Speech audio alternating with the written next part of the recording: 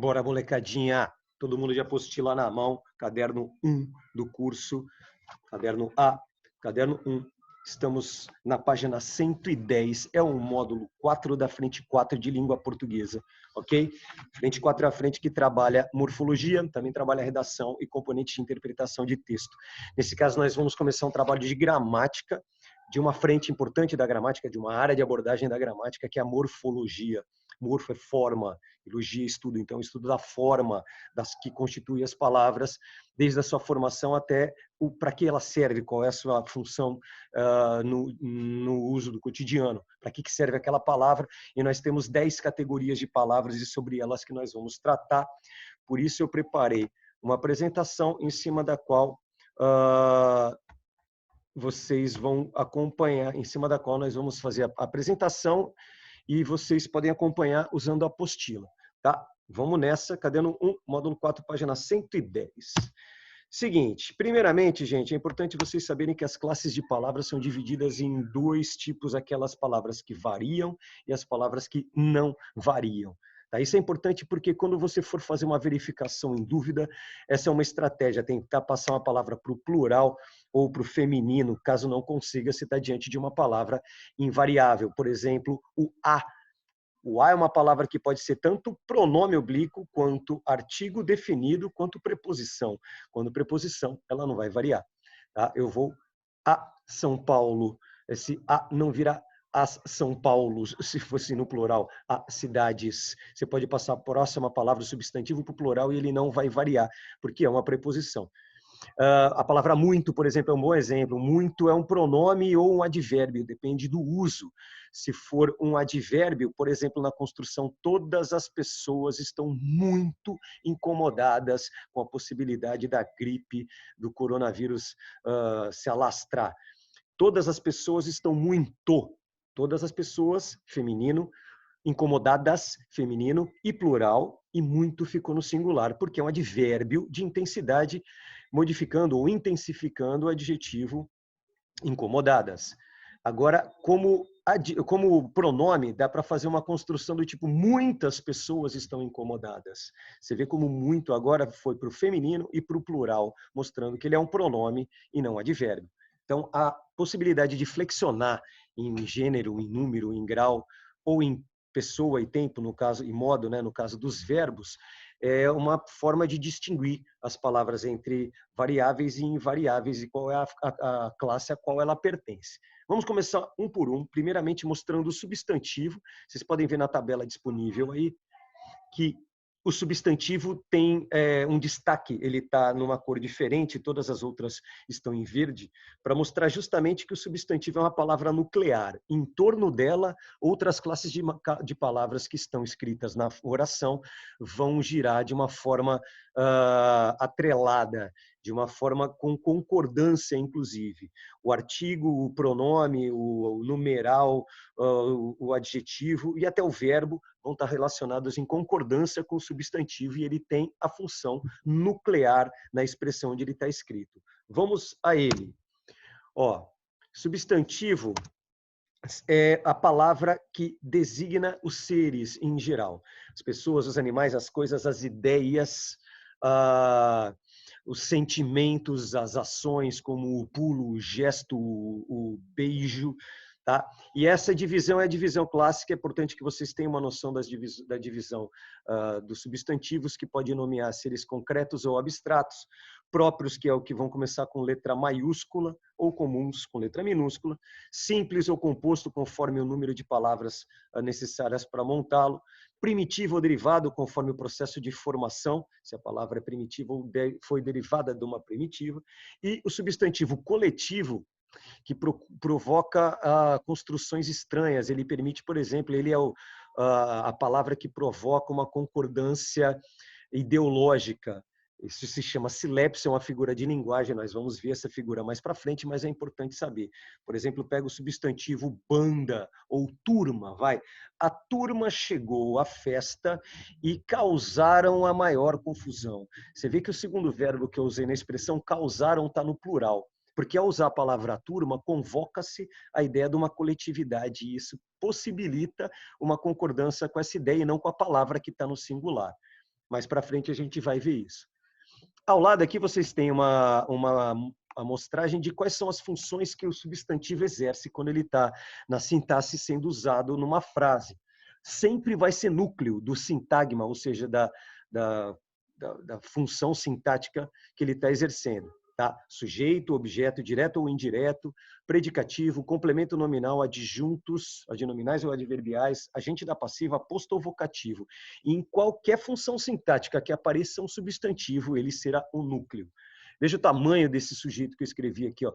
A mais importante fase da vida é a infância. Tudo isso é o sujeito que está de azul e o núcleo é justamente a palavra que é o substantivo, fase. Mesma coisa esse objeto direto aqui. Disse-me uma triste verdade.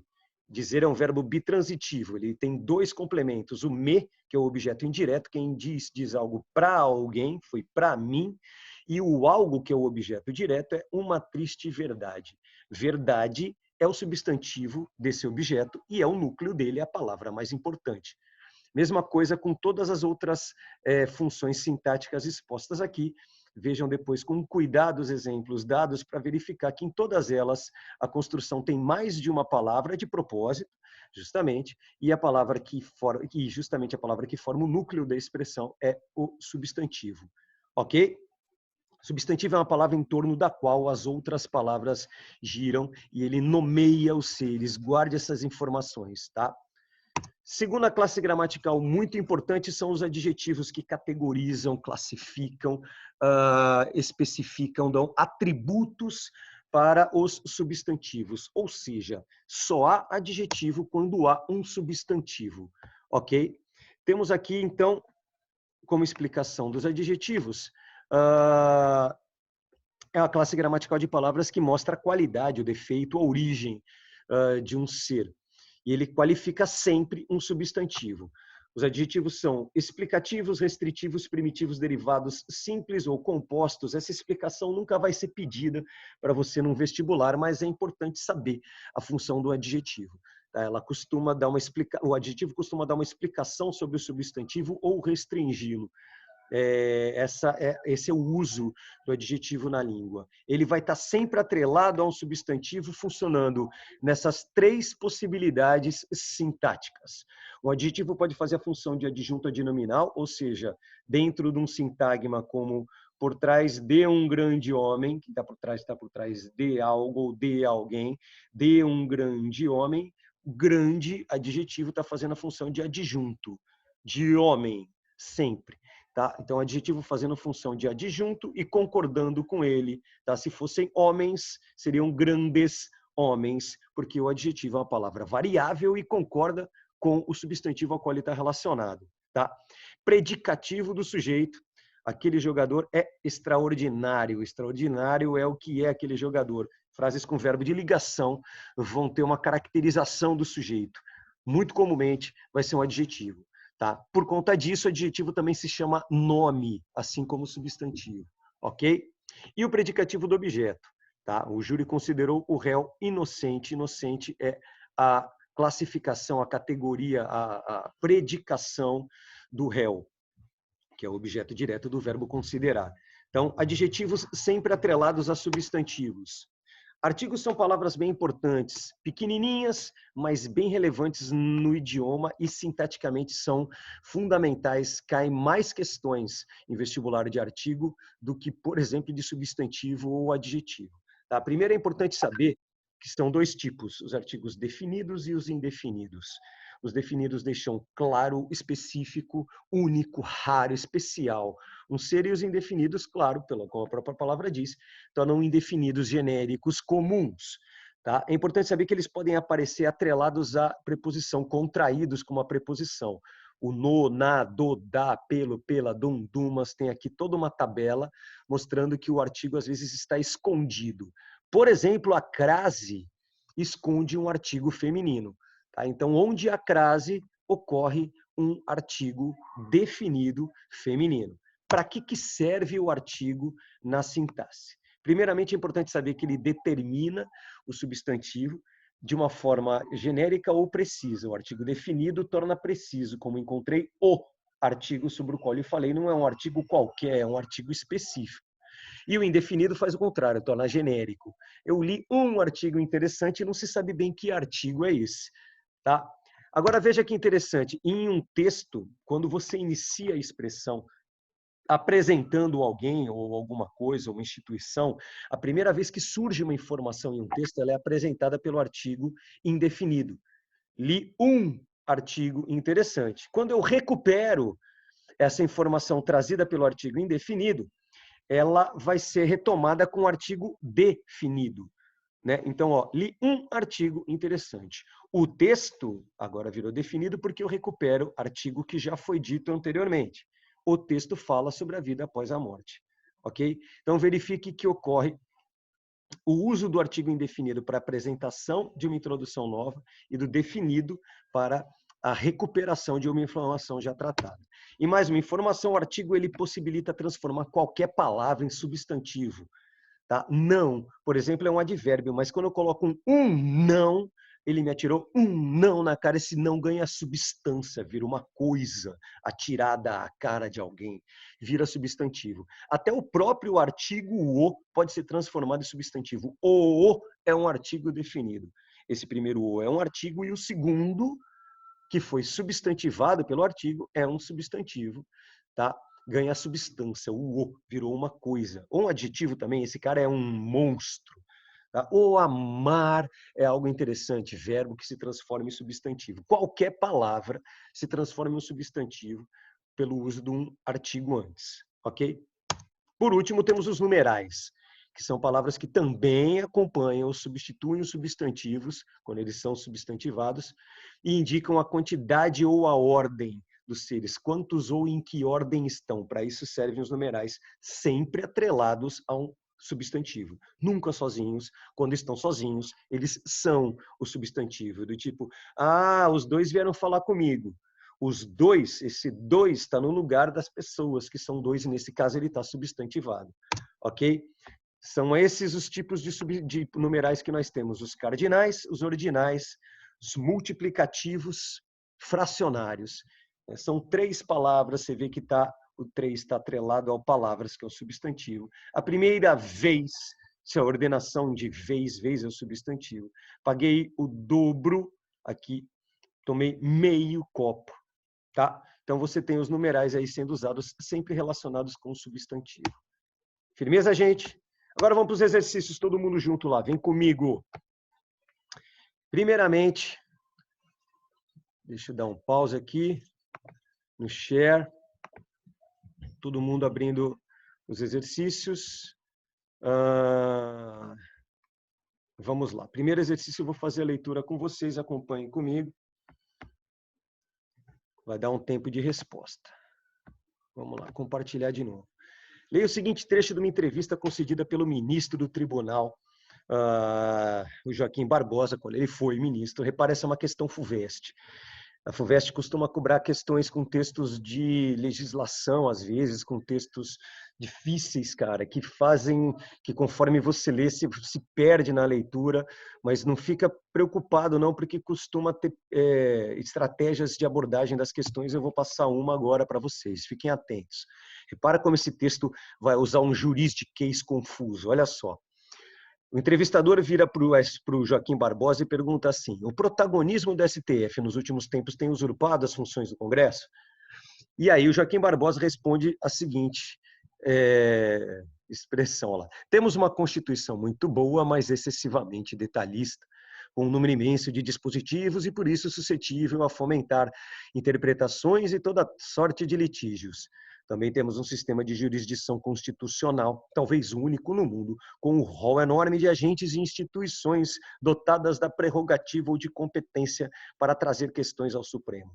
É um leque considerável de interesses, divisões, que acaba causando a intervenção do STF nas mais diversas questões, nas mais diferentes áreas, inclusive dando margem a esse tipo de acusação.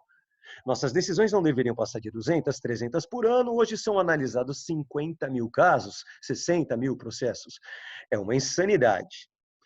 E aí vem a FUVEST e te pergunta o seguinte: tendo em vista o contexto, ou seja, as condições pelas quais foram feitas a pergunta e tudo que está envolvendo aqui nessa leitura, a palavra de todo o texto que sintetiza o teor da acusação referida na entrevista é.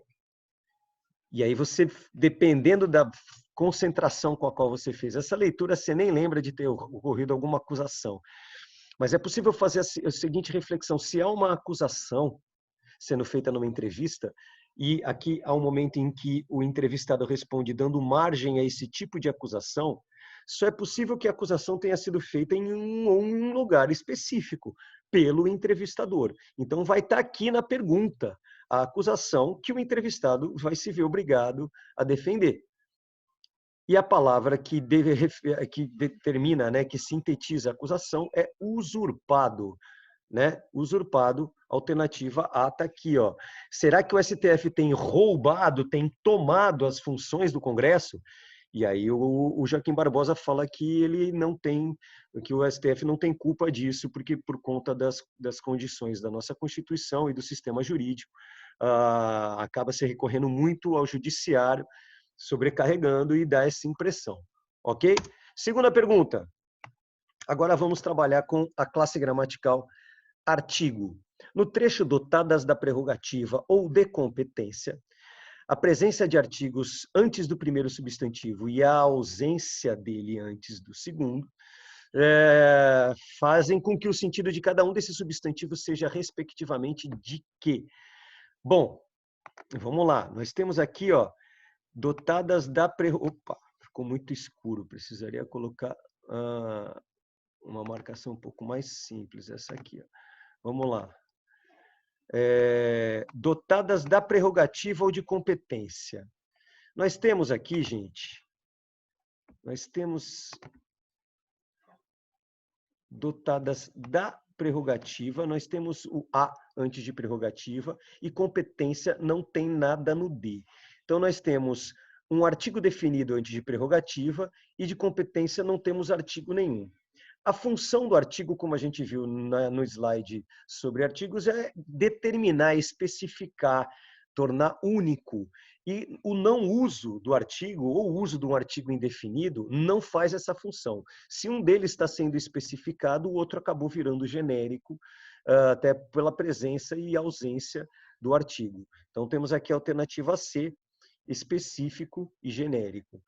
A prerrogativa e competência, qualquer que seja, uma prerrogativa específica e uma competência genérica. Ok? Mais uma questão, não tem a ver com esse texto, mas coloquei para economizar o tamanho do slide.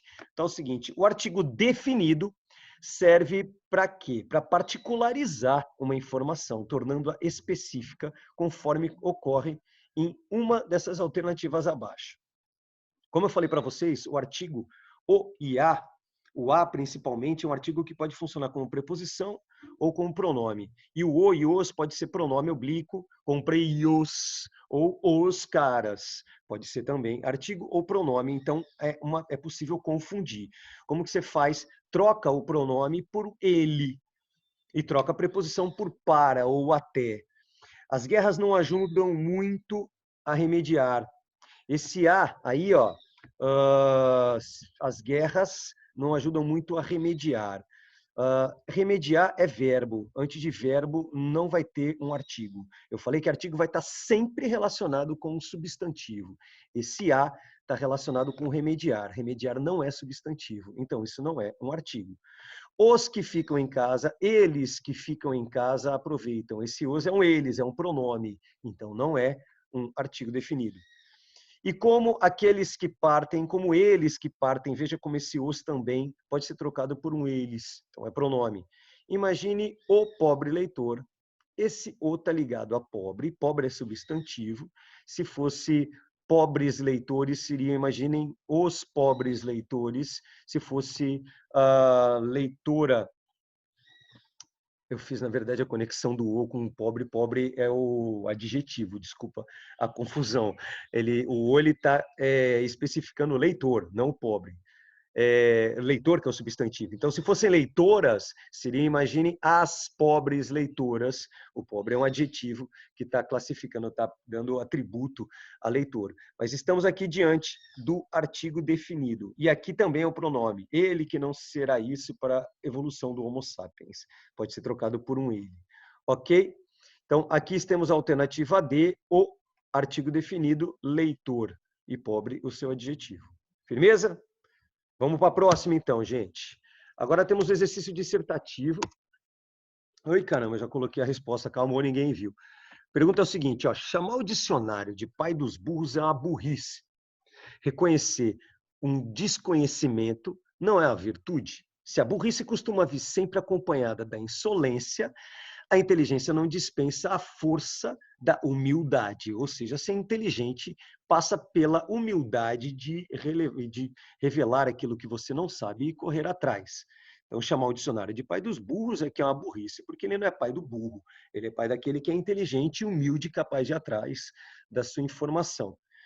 Bom, reescreva os 2 primeiros períodos, substituindo os verbos chamar e reconhecer por substantivos que não sejam da mesma família desses verbos. Então, você não pode usar o chamado do dicionário. Você não pode usar também o reconhecimento. Então, a identificação, podia ser assim, a identificação do dicionário como pai dos burros, mas repare que a modificação de chamar por um substantivo vai pedir que você use um artigo definido no começo, a identificação, e vai exigir a regência desse substantivo. Por exemplo, eu usei identificação, ele rege preposição de. Então, a identificação do dicionário como, percebe que vai ter que mudar também a preposição de para como. A identificação do dicionário como pai dos burros é que é burrice. Agora, eu não posso usar reconhecer. Poderia usar, por exemplo, não é o reconhecimento não poderia ser, porque você não pode usar o verbo reconhecer, tem que usar outro. Então, a distinção de um conhecimento, a percepção de um desconhecimento não é uma virtude. Se a burrice costuma vir sempre acompanhada da insolência, a inteligência não dispensa a forma da humildade. A apostila traz aqui designação ou confissão, reconhecer como confissão, ou identificação, a percepção. O importante era você tentar identificar o significado da palavra e sugerir uma alternativa de substituição usando um substantivo. Não era tão difícil, né? Próxima pergunta, reescreva o último período do texto. Se a burrice costuma vir sempre acompanhada de insolência, a inteligência não dispensa a força da humildade. Tá? Reescreva esse último período utilizando agora as formas não costuma e dispensa. Não costuma. Se a burrice não costuma vir acompanhada, se a burrice não costuma vir sempre acompanhada da insolência, a inteligência dispensa a força da humildade. Só que aí você não manteve o sentido original, não é simplesmente trocar, é entender o sentido da construção. Se a burrice não costuma, o que a burrice não costuma? Vamos ver, ó. É preciso trocar a informação, porque o que não costuma acontece embaixo. Era só trocar burrice por inteligência. Olha a sacada. Se a inteligência não costuma vir sempre acompanhada da insolência, a burrice dispensa a força da humildade. Repara que a construção pediria justamente a troca de burrice por inteligência, porque foi feita uma lógica invertida ao pedir para transformar o costuma por não costuma, tá? E o não dispensa por dispensa. Se era preciso manter a lógica da frase original, trocando as negativas e as afirmativas, era necessário trocar os substantivos aos quais eles estavam relacionados um ao outro, para manter a mesma lógica. Se a inteligência não costuma vir sempre acompanhada da insolência, então a burrice é que dispensa a força da humildade. Tá? Meio difícil essa, mas no fundo eu acho que daria para fazer justamente pelo fato de perceber a lógica, né, de que a burrice costuma ser algo insolente, prepotente, a inteligência não. Ela é humilde E aí você perceberia isso na troca de significados. Ok? Exercício 6. Há notícias que são de interesse público e há notícias que são de interesse do público. Já dá para ver que provavelmente a brincadeira das questões vai ser feita em cima desse jogo de palavras, né? Se a celebridade X está saindo com o ator Y, isso não tem nenhum interesse público. Mas, dependendo de quem seja X e Y, é de enorme interesse do público, ou de um certo público popular, né? Pelo menos. As decisões do Banco Central para conter a inflação tem um óbvio interesse público, interesse civil, interesse social, mas quase não despertam interesse popular, não há popularidade, a não ser daqueles entendidos. O jornalismo transita entre essas duas exigências, desafiado a atender às demandas de uma sociedade ao mesmo tempo massificada e segmentada, um leitor que gravita cada vez mais em torno dos seus próprios interesses. Tá? E aí veio a Unicamp e perguntou, a palavra público é empregada no texto às vezes como substantivo, às vezes como adjetivo, né? O público ou interesse público. Exemplifique cada um desses empregos com passagens do próprio texto e apresente o critério que você utilizou para fazer a distinção.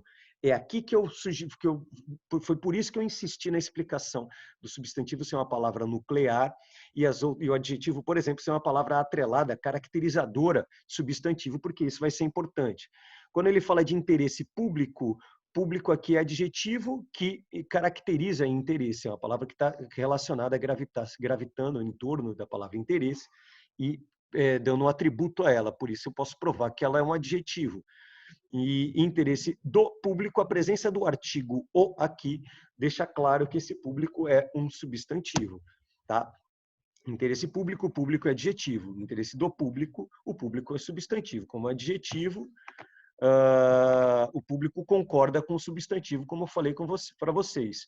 Já como substantivo, o público forma uma locução com a preposição de e é o artigo definido que especifica o público como um substantivo. A Unicamp faz uma segunda pergunta, e ela é a seguinte: qual é, no texto, a diferença de interesse público e interesse do público? Interesse público é interesse social, a relevância social. Interesse do público é interesse de uma parcela da população, né? Interesse público é sinônimo de interesse social, algo que diz respeito à coletividade e afeta a coletividade. Interesse do público é uma curiosidade, né? Motivada por interesses legítimos ou legítimos, tanto faz, mas são interesses pessoais. Beleza? Próximo exercício, exercício 7. Temos aqui um exercício interessante que foi cobrado na FUVEST. Ó, nosso andar é elegante e gracioso. Também é extremamente eficiente do ponto de vista energético. Somos capazes de andar dezenas de quilômetros por quilo de feijão ingerido.